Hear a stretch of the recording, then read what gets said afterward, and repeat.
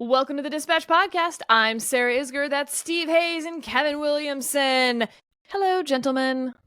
Hey, morning. Kevin, hi. Hey. Just so excited to be here. here. We have Quaaludes, Kevin, this morning. No, it's just a weird thing to say before a podcast. I'm just not feeling the chit chat. Let's get to it. We're going to be taking 5-word answers only, nothing more. All right, so let's get to it. Look, state of the race in the polling averages right now. This podcast could have been recorded in August. You have Harris less than a point up in Wisconsin, Michigan, and Nevada. You have Trump less than a point up in Arizona, Georgia, North Carolina. Pennsylvania's a pure toss-up. And at the same time, Trump is performing better with almost every demographic group than he did in 2020, which Republicans keep seeing as a good sign for Trump. And I'm just looking at math and thinking, no, I think what I'm seeing is the Republicans' traditional electoral college advantage disappearing as the country becomes more polarized, which is actually exactly what we would expect. So let me explain that real quick. Electoral college, right? Your state's votes are based on their congressional representation. So your number of congressional seats is based on your population. So in that sense, it should look a lot like the popular vote. And then you get a +2 for being a state. And so that's how the little states get slightly more representation than the big states, stuff like that. So that's the electoral college. As you run up the margins in already blue or already red states, that electoral college advantage goes down. And what had been the case was that Democrats had a lot of their voters concentrated in places, in states that they were already winning. So as California got bluer and bluer, that didn't help Democrats. They already won California. As New York got bluer and bluer, it didn't help Democrats. It already was blue. But as the red states get redder due to polarization, negative polarization, Trump's getting better numbers with any given demographic group. But let's take black men, for instance, where he's performing better than he was in 2020. As long as those black men live in Arkansas, Alabama, Mississippi, states that he was already going to win, it's not going to help him. And that's how you lose your electoral college advantage. So on the one hand, Kevin, I think having a different result from the popular vote in the electoral college is not great for the country because most people don't pay great attention. That's not really what the function of the electoral college was meant to be. So I think that's good that neither party knows that they have an electoral college advantage versus a popular vote advantage just for like campaign, health of democracy, yada, yada. On the other hand, why Republicans don't have an electoral college advantage seems bad for the country. That each state becomes more polarized and has less in common with its neighbors. What say you? In 5 words or less. I'm not sure I would really agree with your entire premise there that the states are becoming more polarized in the sense that you've got really, really close races in a lot of states. I mean, it would be hard to describe Pennsylvania as being polarized when it's almost exactly divided, or some of these other states. So Trump's advantage with black men is not going to help him in a lot of places probably, but it may help him in Georgia, and Georgia is a pretty closely divided state, and so I think that's going to matter some. It is sort of interesting that you've seen in states like Texas becoming a bit less strongly Republican than they have, largely driven by out-of-state migration into the state.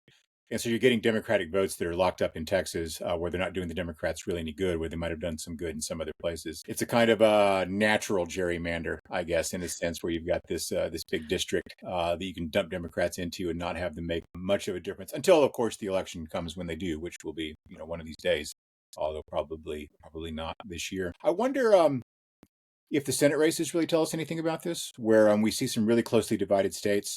But, in Pennsylvania, you've got the leaning Democrat for the Senate race, Arizona, Nevada as well. So maybe those states are not as much of a toss-up as we think they are. If you look at those things as 2 pieces of evidence rather than 1 piece of evidence, although I'm not entirely confident in my ability to read polls at that kind of granular level. But I thought you might, Sarah, have some thoughts on that. So, Steve, I mean, part of this that Kevin touches on is the polling question. And I said this last time. I think the less reliable the polls are, the better, because people can't just look at the polls and decide whether to vote. Like, go vote. The polls are not going to tell you who's going to win this race. And as of today, they definitely do not tell you who's going to win the presidential race. And I don't know that they're going to tell you that much about some of these Senate races because, look, when I say that within the margin of error on these states, I mean within the mathematical margin of error. Like math, when you're polling a small number of people in a large group, the math tells us how likely that is to be correct. So it's a 95% chance that it's right within 3 points. That's just a mathematical fact. That doesn't take into account the pollster's decisions and recipe, if you will, for how they weight different groups of voters based on who responded. And when you're talking about so few respondents and those who do respond having to represent the 95% of people who don't answer the phone or respond to surveys and assume that the 5% look like the 95%, I think it's fair to say there's probably another 2%, margin of error on the recipe. That's a 5% margin of error, which would make basically every poll we have within the margin of error. Right. I think that's exactly where we sit right now. And, I was listening to the 538 Politics podcast yesterday or the day before, and they had a discussion about exactly these kinds of questions, the changes in polling, what affects the changes in polling methodology, the changes in polling outreach, whether people are on landlines as they were 30 years ago versus cell phones versus now online. It's so different today than it was just 20, 25 years ago. The pollsters have been kind of constantly scrambling to keep up with the best way to get the best information. And then there is the weighting question. These pollsters are basically making educated guesses on what the electorate on election day, or in the early vote and on election day, will look like. And some of the pollsters get it right. Some of the pollsters get it closer to right. And some of the pollsters have bad misses on what the electorate is going to look like. I think if you're looking at this race, and we've said this before in these discussions, you're far better off paying attention to trends in votes rather than actual numbers, right? So if you have seen 10 polls in the last 2 months, and I'm making this up, showing Tim Sheehy leading John Tester in Montana by 5 points or more, something out of the margin of error, I think that's a good reason to believe that Tim Sheehy is leading John Tester. Now, how, by what margin? I don't know. Certainly that would be consistent with the conversations I've had with people who are polling those races privately and who've been working on the races as well. But in terms of putting a lot of stock in these seemingly daily changes in Pennsylvania, 1 point, Harris is 1 point up, Trump is 1 point up. It's a fool's errand to try to really understand what that means. Every time the question of sort of selection bias in polls comes up, I think of the worst job I ever had, which was doing telephone survey market research.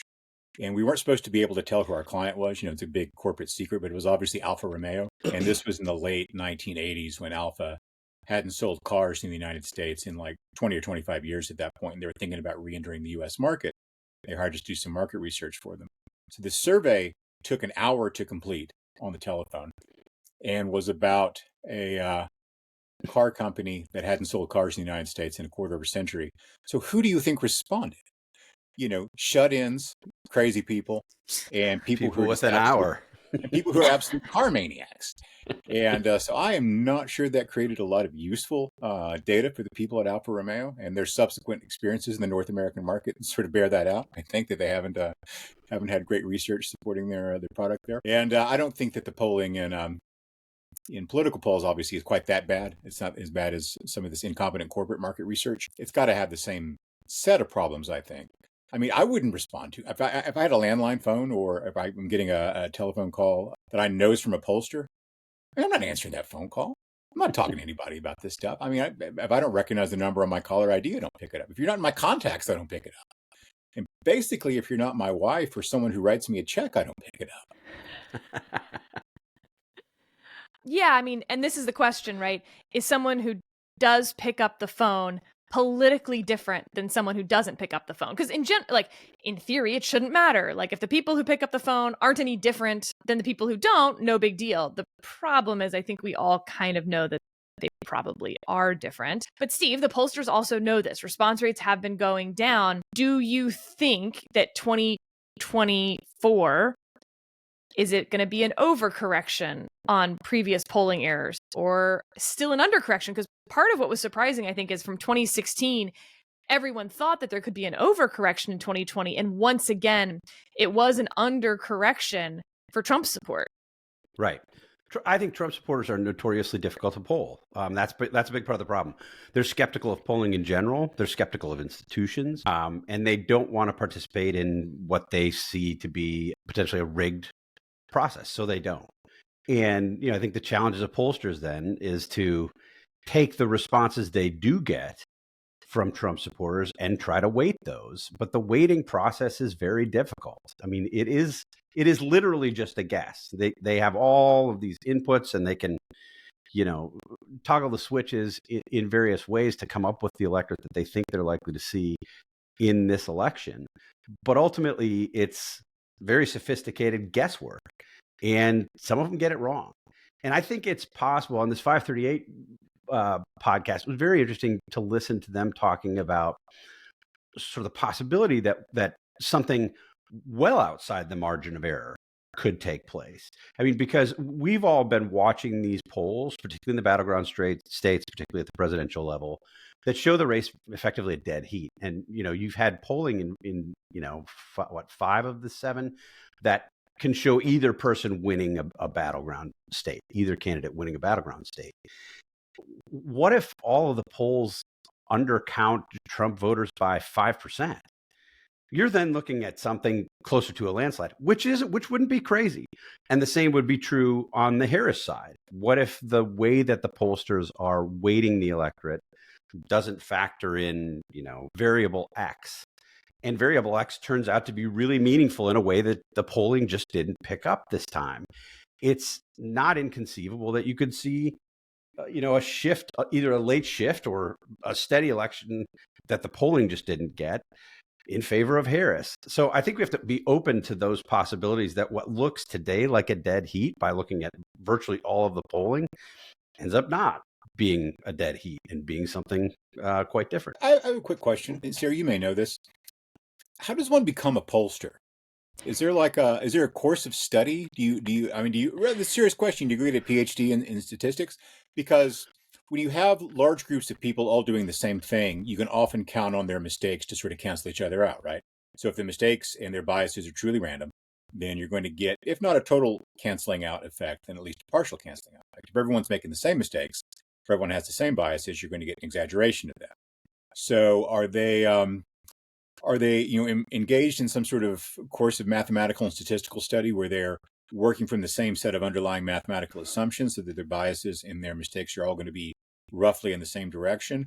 Or is there a way that we could maybe even encourage sort of canceling out effect? Or is it that there aren't enough pollsters really to create a robust effect on that front? That's an interesting question. I mean, in theory, the market should work here because they're all trying to be better than each other. And they're all trying to find new ways to fix the response problem, for instance, to weight their poll in a more accurate, meaningful way. All of their recipes are secret, basically. In terms of how one becomes a pollster, there is something a little interesting about that, because most pollsters start in a polling company, but at some point, it's sort of like a law firm, right? The people who run the law firm aren't necessarily the best at presenting a case to a jury. You also have to be good at running a business. And a polling company is a business, right? And there's management and there's all sorts of other things. So on the one hand, if you have your very best pollster who ends up running the business, that person's not really running the polling anymore in a sense. And then flip side also is a problem. If you have your best pollster as the, math person, but then someone else is running the whole business. So I think it's like any other industry where, there's all sorts of mess behind the scenes. But in theory, the market dynamics of wanting to beat your competitors should win out. The problem is they only really get tested every 2 years, 4 years. Unlike the consumer side, by the way, which I find fascinating, those never get tested. There's never an election day for product markets or issue polling. I mean, y'all know my beef with issue polling. There's an election day every day for that. It's called the market. That's how markets work, right? You think about my favorite example of this is New Coke, right? So Coca-Cola, the most powerful beverages company in the world, has all the best people. They've got every PhD beverage guy in the world. They've got all the world's best market research. They got the best marketing team. They've got this crazy distribution network that people use to get drugs to people in like remote places in Africa. True story. Coke does this for people because they're the only people who know how to get stuff everywhere in the world. And they roll out this product that nobody wants, and it fails in 55 days or something. They have to pull it off the shelf. This happens all the time with big companies. Like my other favorite example is Clairol's Touch of Yogurt shampoo, which yogurt shampoo, this was a thing in the 70s. It was a real product, and it existed for some time. And someone thought that was a great idea, and it just went away. And markets are really, really good at making those kinds of judgments. You don't need an election, and because you've got people making decisions with their own resources, their own assets, that happens really pretty quickly. A better analog would be that if we had an election like every week and you lost something if you picked a bad candidate. I guess, like on issue polling, for instance, it's really hard to pull apart why something is popular or unpopular based solely on that issue, because I, of course, don't think people are answering the question you're asking them. And so I think there's something similar going on with product market research often. You think that the research is telling you one thing. The market may respond and tell you that that product's popular. It doesn't mean your market research was necessarily correct, though, if that makes sense. There's no way to incentivize voters, but I do think there's a way to incentivize pundits, and I've been arguing for this for years, that people who go on television and make predictions should be made to wager on. It should be like a professional norm for pundits that you have to have a sizable bet on any prediction you make that you say you have strong confidence in. So if you say, I'm 100% sure Harris is going to win Pennsylvania, you got to put up 5,000. Okay, so what's something that you're confident enough about that you would predict it on this podcast and put money behind it? Kamala Harris is going to win California. Definitely. I'll put up a lot of money. Wow. I think she's going to win California. I don't feel that way. It was interesting. I had this conversation with some really smart poll people yesterday. I was talking to some folks about this, in particular looking at Wisconsin, and I was reminded that in 2020, I believe it was the final pre-election poll that the Washington Post and ABC News did before Wisconsin showed Joe Biden with a 17-point lead in Wisconsin among likely voters. And, there's also this problem. I think everybody knew at those places, like, that's not right. Like, Joe Biden is not going to beat Donald Trump by 17 points in Wisconsin. And he ended up winning by less than 1%. But, then the question arises, what do you do with that information? Like, you've done the survey, you've done the process the right way, but it produces a bad result, which happens. That it wasn't an option for them to throw those results out. Can you imagine if they had done that and then it were discovered that there was this polling result that they didn't share with the public, and there would be all sorts of transparency questions? I think that happens more often than not. And I believe the New York Times final poll of Wisconsin in 2020 didn't show quite as decisive a Biden victory, but was also that kind of an outlier. And I think how you contend with outliers in this environment is also an interesting question. I've just come to believe that Wisconsin isn't a real place. I think it's a conspiracy of cartographers. We need to send you there. We need, that should be your next piece. I'll give you all the reporting I've done for my Wisconsin piece, and you can go there, and you'll probably want to move there. Kevin, can we talk a little hurricane politics? Sure. So Helene struck and moved its way up into North Carolina, as we know, causing enormous amounts of flooding and destruction. You wrote a really beautiful, lovely piece that I wish we could just have you read the whole thing out loud like an audiobook right now. Instead, I'll ask you to summarize it. And then Milton hit this week. This was, I literally saw a video of a meteorologist choking up as he discussed what would happen when, Milton formed in the Gulf and moved its way toward Florida.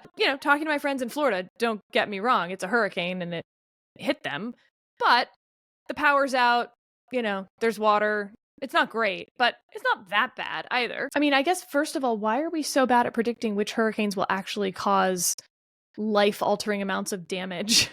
Yeah. Because we seem really bad at that. I remember after Katrina hit, another hurricane hit right in the wake of Katrina, and everyone freaked out and evacuated because of Katrina. It was a non-event as a weather thing goes, but actually a lot of people died in the evacuation because it was August and it was hot in Texas and Louisiana, and people ran out of gas just sitting on freeways. I mean, it was really bad. But this time around, add into that sort of pendulum swinging reaction that we have to storms, lying, political one-upsmanship. And I think the worst part, Kevin, that you really capture in your piece is that one side, the Republicans, were incentivized to say that Americans were the worst, when in fact the communities in North Carolina that you wrote about were actually exhibiting some of the best of America. One quick thing about just predicting the weather. It's since we're talking about forecasting in politics. Yeah. Weather's kind of one of those funny things. It really depends very strongly on what level of specificity you're talking about. So if you want to say what's the average temperature in this county in southwestern Virginia going to be in February next year, you can get it typically within a couple of degrees. If you want to say what's the temperature going to be at 3:00 in the afternoon on this particular day 2 years from now, very, very hard to get that very accurate. So big kind of global trends in weather and climate are sort of reasonably predictable. Very specific ones aren't. So one of the big differences between Florida and North Carolina, in Asheville where I was, is that when you live in the mountains hundreds of miles from the coast and you're at 2,200 feet elevation, hurricanes aren't something you worry about a lot. It's unusual to get hurricane-inflected weather in a place like that. Just like, if you live in Aspen, Colorado, you get all sorts of problems, but you don't really worry too much about tropical storms. The weather's just I got 99 problems, but the Gulf Coast hurricanes ain't one. Right, yeah. So Asheville in the lovely named Buncombe County, and if you were Charles Dickens writing a novel, you couldn't call the place Buncombe County. It would just seem too on the nose. But Buncombe County is not the sort of place that's prepared to deal with that sort of thing. Like, forest fires and kind of mountain-related things, they're pretty good at, but are pretty prepared for, but not really hurricanes. So unfortunately for them, they'd had a system that had moved through there unrelated to the hurricane, but right before it, that had dumped 8 inches of rain on them in 2 days before the hurricane storms got there. And then those waters came down on top of it. And they knew it was going to be bad, but they didn't know really quite how bad it was going to be until their little river there, which normally is about maybe 13, 14 feet wide, suddenly was 200 feet wide and was up to the second floor of buildings that were hundreds of yards from the riverbanks. And so, it knocked out bridges to do that sort of thing. And it is a reminder that we have these kind of nested vulnerabilities where we're really relying on digital communication and cell phones and things like that, which don't work if there's no electricity. Things like gasoline and diesel pumps don't work without electricity. A lot of the water systems don't work very well or don't work at all without it. And, I live hundreds of miles from there, but my town is still under a boil water, advisory from this stuff. So I had to dump out a whole lot of very expensive baby formula a couple of days ago that I'd made before the warning came through, and that was galling, and it took a long time to remake it. So that's my real hardship story for the hurricane. But one of the nice things you do see sometimes in places like Asheville and other places in the country is that Americans are generally smart, resourceful, decent, community-minded people. Americans are really good at lots of things. They're just idiots when it comes to voting. They're not very good at being voters, but they're really good at starting businesses and solving complex problems and running churches and community organizations and things like that.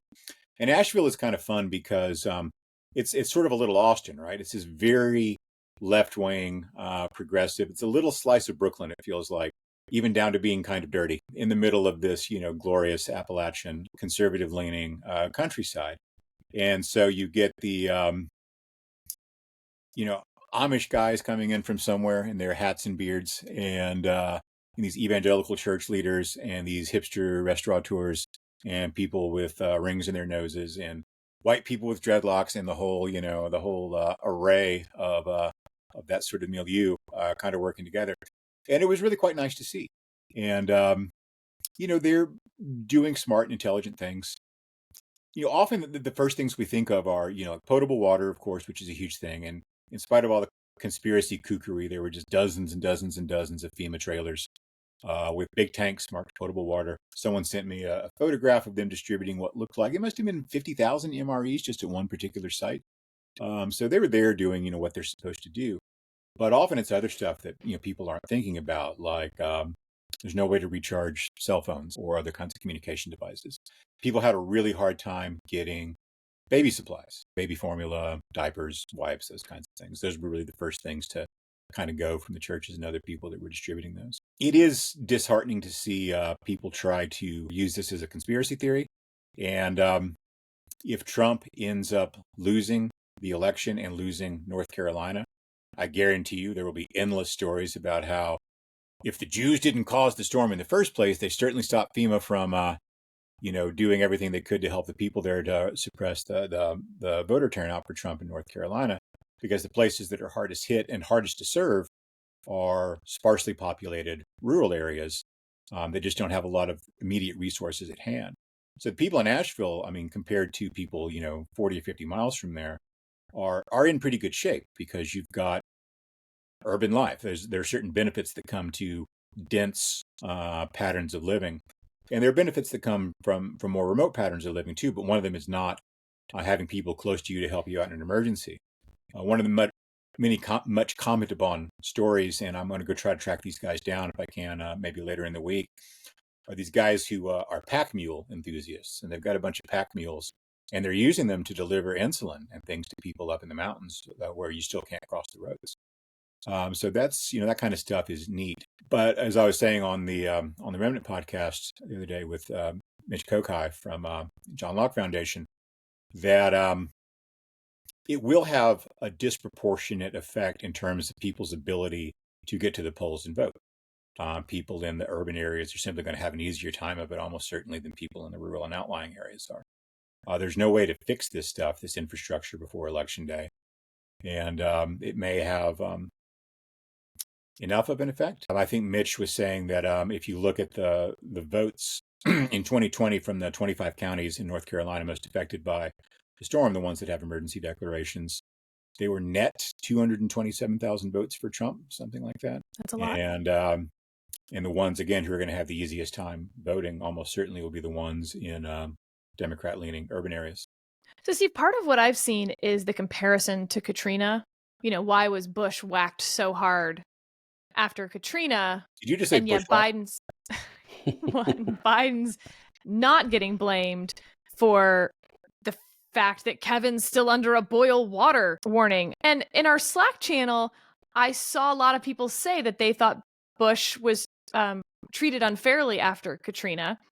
And I guess as someone who very much lived through that, kind of like, okay, blaming Bush, this comes to the, do we blame presidents for things that are not in their control? Even if it's the people under them, or maybe it's the state, but they're the president. I'm fine with that discussion. But the idea that the aftermath of Katrina wasn't a total effing disaster, I feel like is just memory holing. Yeah, I think it was a disaster. And I think if you go back and read histories of that period, there's lots of blame to be sort of distributed all around, right? Yeah, there was sort of a knucklehead mayor. There were problems between federal government and states in coordination.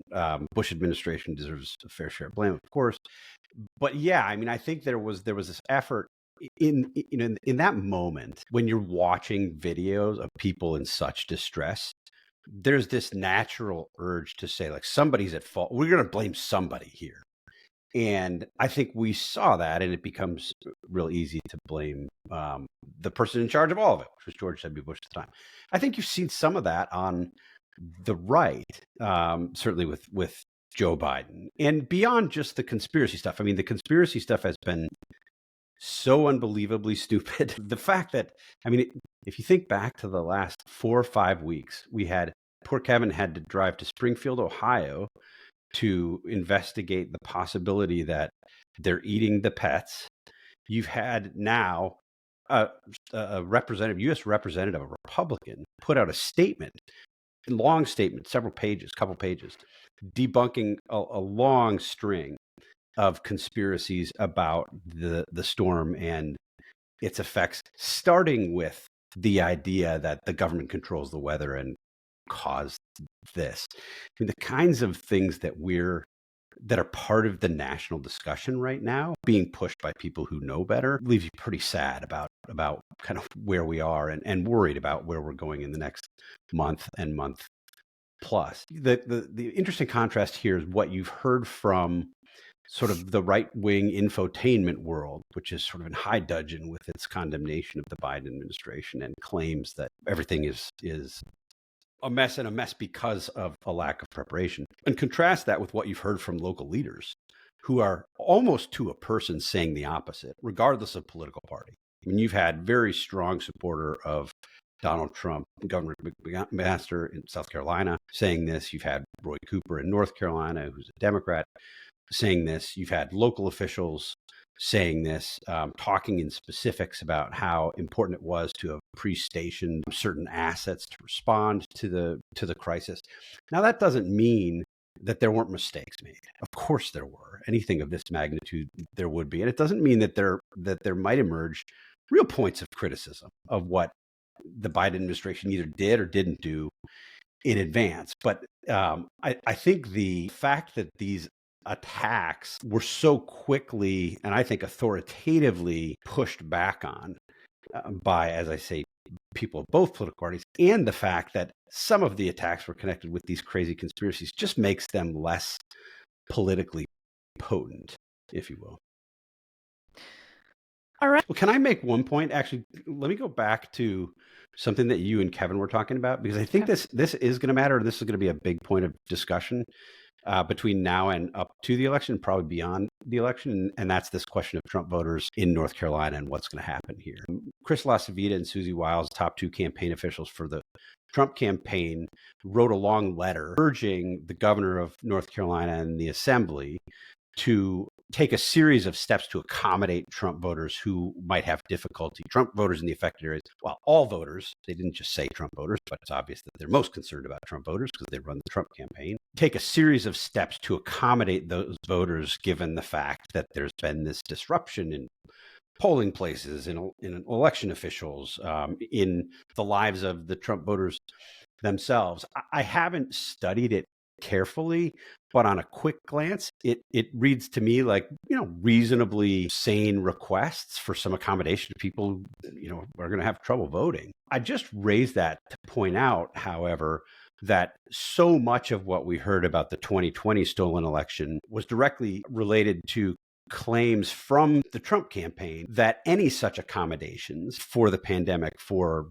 people either not able or not willing to go vote in the middle of a panic, were necessarily voter fraud. And I do think, it feels almost like way too naive to ask people to give a little grace at a moment like this, but this has been a devastating storm. I think it is worth taking a moment and saying, you know what, this is going to cause real problems for people voting. And I think some accommodations are appropriate. We should want people to vote. We should want people to vote regardless of who they're going to vote for. So I think it does make some sense to take seriously these requests from the Trump campaign and to say, hey, how can we make it easier for all voters who might have difficulty voting to vote now? I just wish that the two parties would approach these things in a more even-handed way. Yeah, I mean, the idea that the government can control the weather used to be such a insane fringe thing. It was like something you could laugh about as the example of the insane fringe thing. And now, there's a story in Rolling Stone today. I'll just read you the headline. Meteorologists get death threats as Hurricane Milton conspiracy theories thrive. And they say their number one, email topic that they're getting is this idea that the government controls the weather, and therefore they're not predicting the weather as meteorologists. They're sicking disasters onto people based on their political affiliations, which is honestly a sad and terrifying thing for people to believe. Since we've been talking about confidence and predictions, that was in Rolling Stone. So 50-50 cents, it actually happened. 50% is too high for me on that one. Okay, I want to start not worth your time a little earlier in this episode because I have a feeling that Steve may think it's worth our time. So Steve, a few mornings ago, CBS's morning show had Ta-Nehisi Coates on as a guest to talk about his new book, which has been roundly praised as beautifully written, and very impressionistic, emotional take on his trip to Israel and seeing the conflict in Gaza quasi firsthand. It has also been widely criticized for never mentioning Hamas's attacks on Israel. I mean, any number of facts, whether he thinks the state of Israel should exist. You certainly come away from the book thinking probably not. So he comes into this interview, and Tony Docupill asks him a series of pressing questions. And if you haven't seen the interview, the questions are blunt and certainly critical. He also asks all of the questions. So you do start to feel a little uncomfortable as a viewer, I would say. At the same time, boy, they were questions that I found really penetrating and interesting, and I wanted the answers to them as soon as I heard those questions. Anytime someone writes a book, why didn't you include this? What did you think your audience needed to know and didn't need to know? You know, you can't include everything in every book, for instance, but at the same time, some facts just seem so relevant to the crisis that's going on there. Every peace deal rejected by Hamas, every time Hamas has attacked Israel, started wars that they've then lost, you know, yada, yada, yada. So what happens afterwards is that Tony Docupill, the journalist in that case, is called out by CBS standards for violating their journalistic standards. It's not totally clear what the problem was. We're now hearing that maybe it was his tone and body language. Ta-Nehisi Coates then went on a podcast and said he thought it was a real shame that the other two interviewers didn't get to ask him questions because Gayle King had told him some of what she wanted to ask, and they were good questions, which of course is a little weird because then the journalist who asked the hard questions got reprimanded, but the journalist who maybe gave her questions to the interview subject in advance didn't violate their journalistic standards. And, you know, Tony Docupill is Jewish, so then there was a question of bias. But Gayle King had done any number of interviews after George Floyd that were certainly just as, you know, representing a viewpoint on that news situation as well. So, Steve, what is happening to journalism if hard questions get you called into the principal's office? Yeah, I mean, you laid that out very well. We'll leave this as a separate sort of follow-on discussion, but we should mention that CBS is now also being scrutinized for having potentially deceptively edited the interview that 60 Minutes did with Kamala Harris, using some of her answers in a way that made it seem like she was more responsive to the questions than she in fact was. And this has certainly been a big deal in Trump world, with Donald Trump even once again questioning what the license of CBS News. So separate question, but let me answer your first question first. I mean, I think it's a scandal. I think it's absolutely appalling that the interviewer was subject to this kind of, I mean, it wasn't public, but it was on a call. It was on a CBS News call, which was then the contents of then were leaked. And he was sort of raked over the coals for I think what was a very, not only a good interview, it's entirely appropriate. I don't even think there's really much of a discussion that if you have somebody like Ta-Nehisi Coates, who's written a book like Ta-Nehisi Coates has written, which by all accounts, I think even the people who praised the book for its elegant writing would acknowledge that it selectively used information, to be gentle in the critique. It's absolutely not only appropriate, but necessary to ask questions about that. When you elide important facts about Hamas and about the origins of the conflict, a journalist has an obligation to ask those questions. And if you're not asking those questions, it's not journalism. So entirely fair to ask those questions.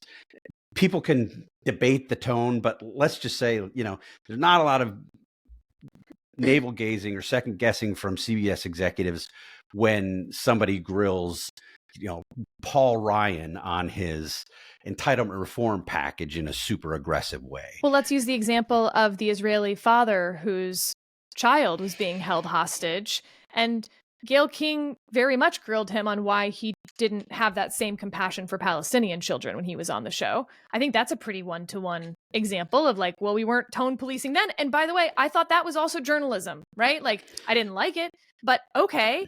Yeah.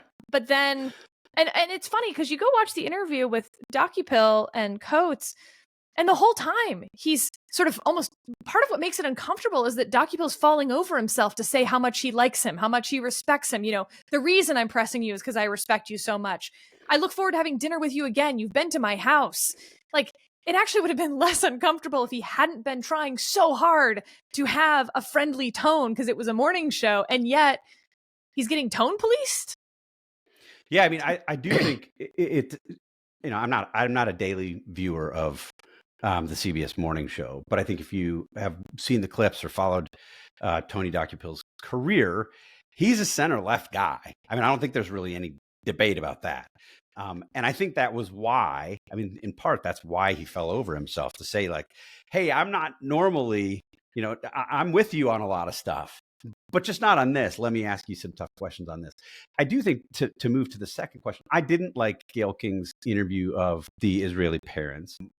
I agree with you that it was journalism. I think it was bad journalism. I think I didn't like it, but I didn't want her to get called into the tone police either. Certainly not. I think the answer is for people to switch the channels if they didn't like it. Right. I mean, that's the way this should work. But I thought it was bad journalism. I didn't think she did a very good job. But I mean, the fact that it's emerged that she provided Coates with, and we don't know the specifics, right? So we don't know that she said, I'm going to ask you this specific question. It sounds like maybe she said, I'm, talking about his book. I'm going to ask you about this part of your book. I'm going to ask you about this part of your book. I'm going to ask you about saying, this part hey, I'm really interested to talk to you about the chapter where you mentioned visiting this site. Like, there's nothing wrong with that. There's nothing wrong with that unless you're doing it as a way to coach, right? Unless you're saying, hey, I want to talk to you about this because I want you to be prepared to answer this. And you might not be prepared otherwise, which I think sucks. Like, that's not journalism. That's bad journalism. All in all, I think this is a big black eye for CBS. It's yet another example of why even mainstream conservatives have been so frustrated with the media. And, this has been a problem going on long before the Donald Trump moment. And I think it's one of the reasons that Donald Trump has so effectively turned Republicans and conservatives against the media in the manner that he has, which I think has been grossly irresponsible. There was a reason that conservatives and Republicans were skeptical of the media to begin with, and Trump took advantage of that. So, Kevin, I've two things about this. One, do you want to talk about the 60 Minutes interview with Vice President Harris and the editing that they did and how we deal with that? Because on the one hand, all 60-minute interviews, I say all, they're all taped to some extent. There's a thing called live to tape, meaning you're not watching it live like you might be on a morning show or something. But when they taped it a few days ago, they just hit play, they hit stop, and that whole thing goes on TV. So it's live to tape. So it's not live to you, the audience, but you're watching everything that happened. But that's unusual, frankly. Most of the time, you tape an hour-long interview and you're trying to take out the parts that were interesting for viewers because they don't want to watch the boring parts. And how are we supposed to judge when editing is okay versus not okay in an interview with the vice president? I will come back to that in a second, but three thoughts on the earlier question. One, it's always interesting to see a TV weasel try to do some journalism, and so when DocuPill's out there doing his thing, it's you never know how that's going to work out. Second, I was heartened to see that Sherry Redstone, who is the chairman over there, took the side of the journalist in this matter and heaped scorn upon his critics, and I thought that was a good sign. Third, and most important, is that during my brief career at The Atlantic, one of the things that I learned for sure is that my former colleague, Ta-Nehisi Coates, is definitely not worth my time.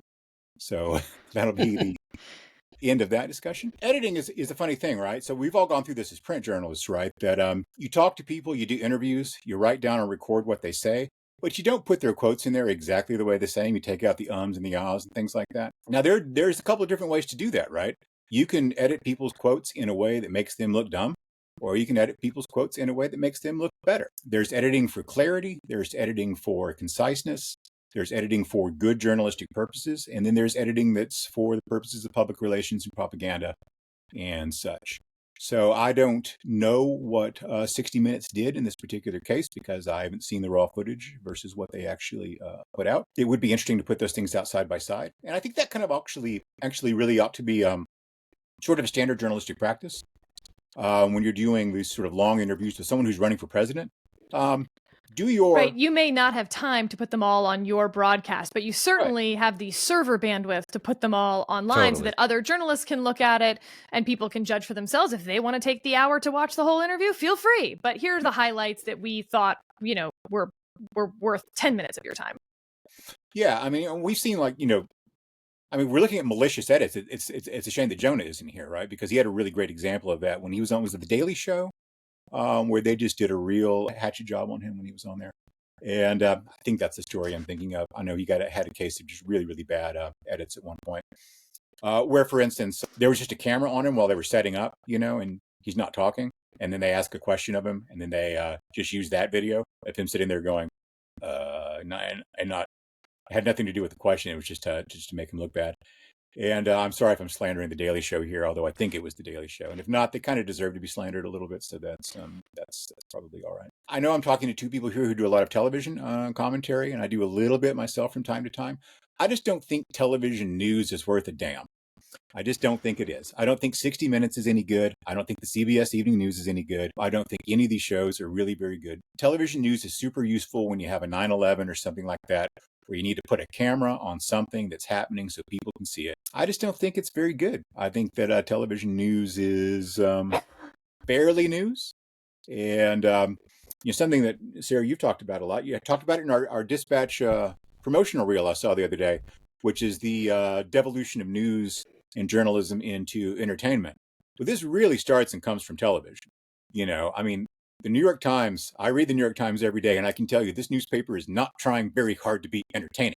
It is, the driest, most boring, dust in your mouth kind of, journalistic tone you'll ever find, which is a good way to cloak your biases, of course, is to make everything look sort of dry and scientific and obvious. But television's a whole different story. I just don't like it. And so I find it difficult to care very much about 60 Minutes. Every time one of these stories comes up, I'm reminded, 60 Minutes still exists. And I don't think I've watched it since 1988, probably, something like that. It's been a while. Yes, I was that kind of nerdy high school sophomore. I have to say, I think, as I said, I think that what CBS has done here is a genuine scandal as it relates to the Ta-Nehisi Coates interview and the Gayle King questions. Potentially, we'd like to learn a little bit more about that.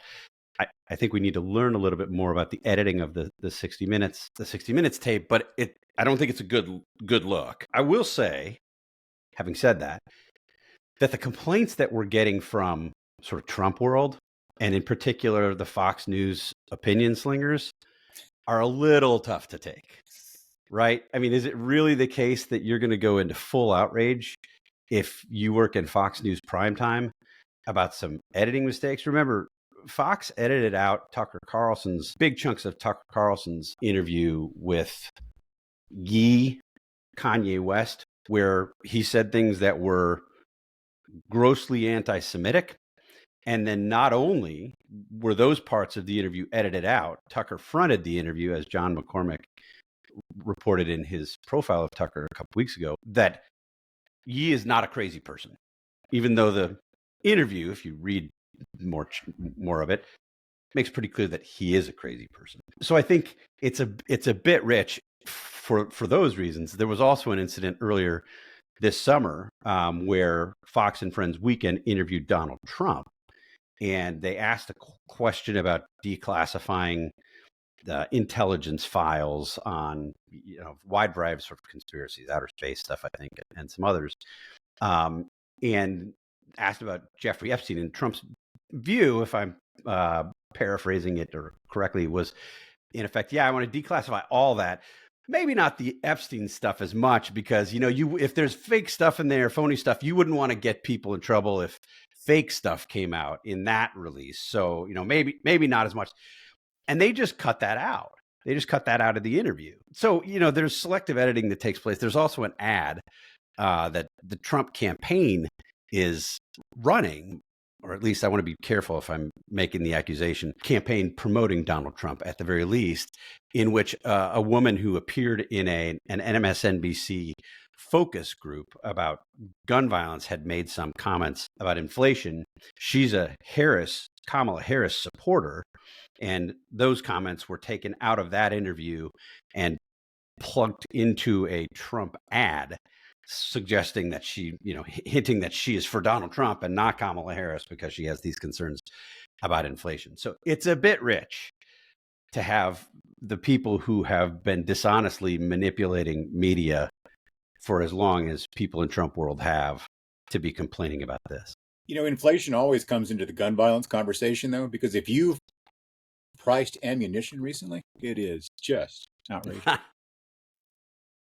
So I guess I want to end a little bit thinking on trends in media, because 3 years ago, we were seeing quite a bit of these sort of newsroom struggle sessions. And I'm certainly thinking of the New York Times after the Tom Cotton op-ed, I think is the number one example. But, my own experience at CNN is out there. And it was this idea that these senior executives were beholden to their young, very woke, very, very left-wing staff that wasn't representative of their viewers, let alone America, let alone journalistic goals and ethics. And I felt like we had moved past that they had learned that Twitter wasn't real life, that their newsroom staff wasn't representative, and that they needed to be the adults in the room and make their own decisions.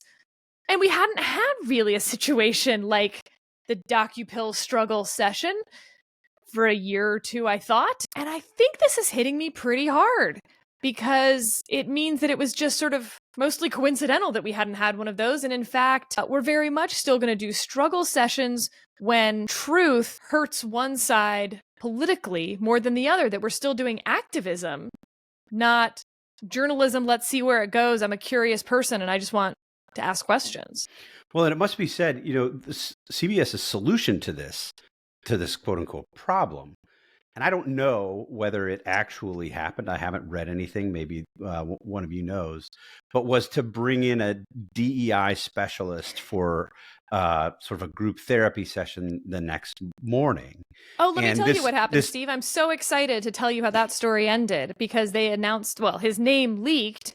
And you will be shocked to hear that on his Instagram were a series of wildly partisan, embarrassing, racially offensive things. He had referred to Tim Scott as Uncle Tim. That was sort of the least of it.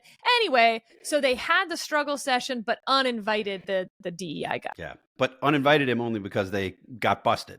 Yes. Because it emerged that he was the guy who was going to lead this struggle session.